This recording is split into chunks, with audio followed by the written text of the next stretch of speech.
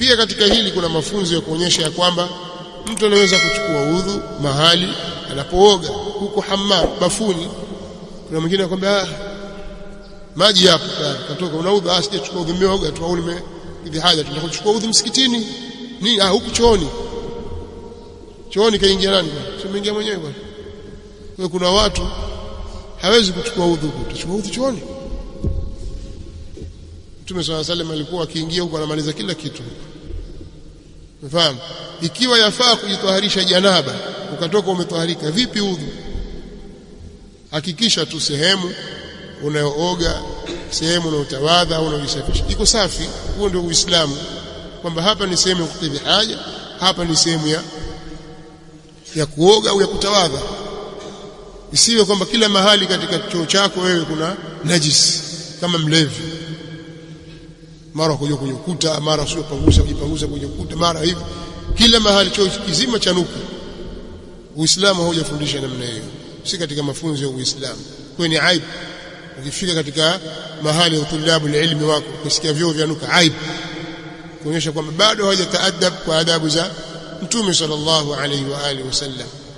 Na ile ni katika adha, idhaa'un nas. Waingia hamamu, waingia chooni, wewe wachafua mazingira kiasi ambacho mwenzako atakayekuja aingia tu kwa sababu ya dharura iliyompata, lakini wewe umeharibu kila kitu, alafu wewe umekwenda zako. Si katika mafunzo ya Mtume sallallahu alaihi wasallam, si katika adabu, wala si ustaarabu. Kikawaida itwaje mtani ni ule ushamba, kuonyesha kwamba huyu ni mtu mshamba kweli kweli, kishazoea kwenda kwenye machaka huko wapi. Basi wewe vyoo kama hivi hawezi kuwa mstaarabu.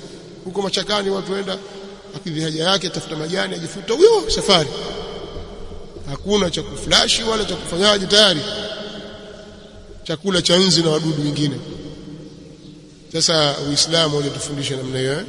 Mtume sallallahu alaihi wasallam ametufundisha sisi usafi na kuwa na makarimul akhlaq, na kuangalia mimi nakidhi haja hapa, nitatoka, je mwenzangu ataweza kuingia? Wewe uone aibu. Kwa hiyo hakuja katazwa kutawadha huko chooni, yani mahali ambapo wewe utaoga. Ikiwa waweza kuoga janaba huko ukatoka tahara, basi udhu mimbabi aula. Nasema hivi kwa sababu kuna watu wana tabia hizo, kishaingia chooni katoka, nitakwenda kuchukua udhu msikitini, hajamaliza maji ya msikitini huko. Ukija kutoka nyumbani uje na udhu wako kamili.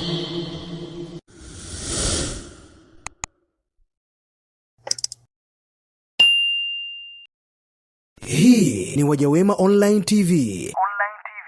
Hapa ni elimu tu.